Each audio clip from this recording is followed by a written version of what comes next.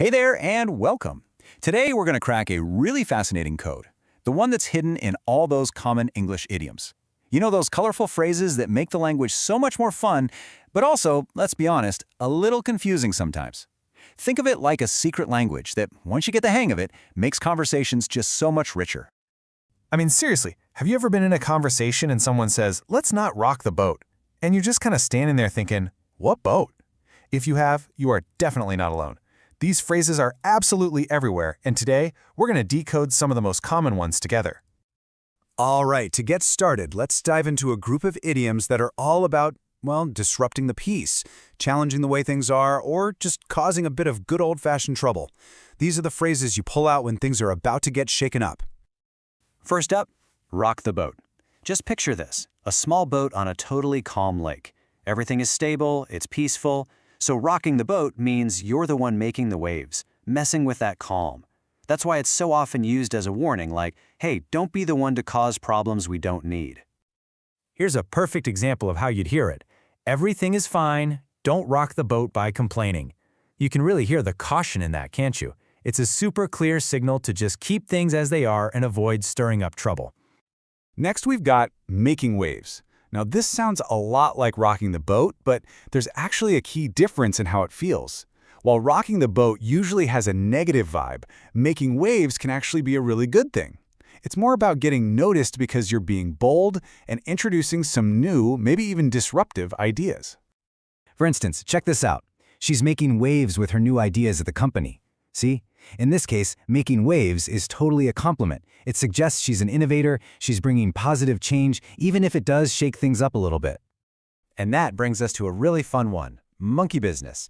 This idiom is just perfect for describing any kind of behavior that's a little mischievous or maybe unproductive or even a little bit shady. It can be playful or it can be serious, but it's always a sign that something's not quite right. And just listen to this. Stop that monkey business and get back to work. I mean, that's a classic, right? You can almost hear a frustrated teacher or a manager saying it.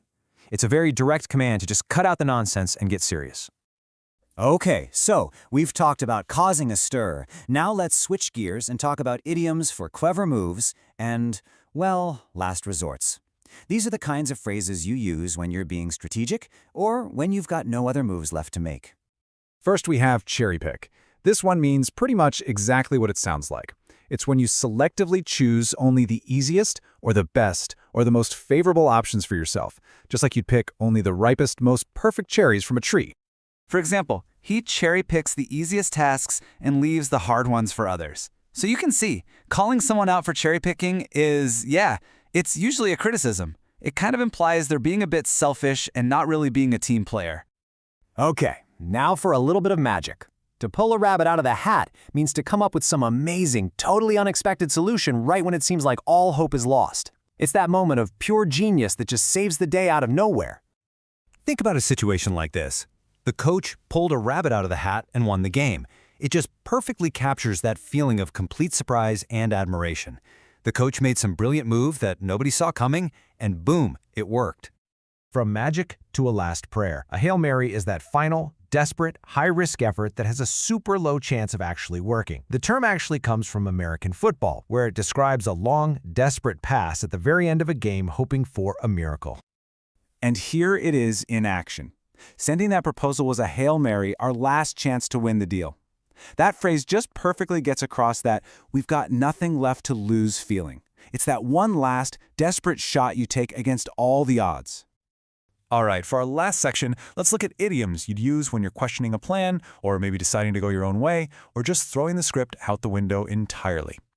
To go against the grain means you're deliberately choosing to do something that's different from what's normal or what everyone else thinks you should do. It's all about forging your own path, even if it's not the popular one. And here's a great example. His style of teaching goes against the grain, but it works. This shows that going against the grain isn't just about being difficult for the sake of it. Sometimes that unconventional path is actually the one that works best. Oh, this is such a useful one. When you play the devil's advocate, it doesn't mean you actually disagree with an idea. What you're really doing is taking up the opposing side just to test how strong the original argument is. It's a way to find all the weak spots and make a plan even stronger. And here is the absolute perfect way to say it. Let me play the devil's advocate. What if we're wrong? You see? It's not an attack. It's really an invitation to think critically and challenge your own assumptions before it's too late. And finally, what do you do when you don't have a plan at all? You play it by ear. This one's great. It actually comes from music, where it means playing a song just from hearing it, without any sheet music. So in conversation, it means we're just going to improvise and adapt as we go. We don't have a plan. Let's just play by ear. This is the ultimate phrase for being spontaneous. It's that freeing feeling of, you know what? We'll just figure it out as we go and adapt to whatever comes our way. So, after going through all of these, you might be asking, why do these phrases really matter? Well, it's because there's so much more than just weird little quirks in the language. They add so much color and personality to how we speak. They let us get across really complex ideas in just a few words. And honestly, understanding them shows a deep level of cultural fluency. They're basically shortcuts to a shared understanding. And that brings us to the end. It really makes you stop and think about all the coded language we use every single day, doesn't it? So, I'll leave you with a question to chew on.